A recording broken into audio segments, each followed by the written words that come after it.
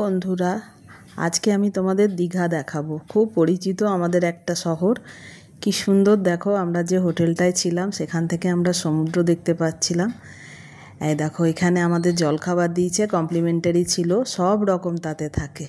Bread, লুচি এগুলো তো থাকেই, তার সাথে গাজরের হালুয়া, উপমা, যে যত খেতে পারে। এই হোটেলটার একটাই ভালো বিশেষত্ব যে সবটাই তোমরা পেট ভরে খেতে পারবে, যে যত পারে সেটা নেয়।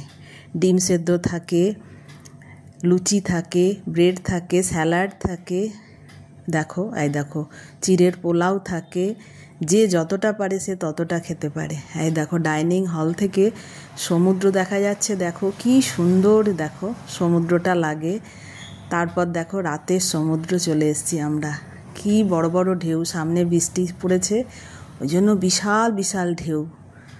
তোমাদের যদি ভালো লাগে তাহলে একটু সাবস্ক্রাইব করো, আর লাইক কমেন্ট একটু করতে ভুলো না। এই দেখো রাতের সমুদ্র কি অদ্ভুত দেখতে লাগছে, বিশাল বিশাল ঢেউ উঠছে এক একটা। মানে মন মাতানো শহর এই দীঘা, তোমাদের সকলেরই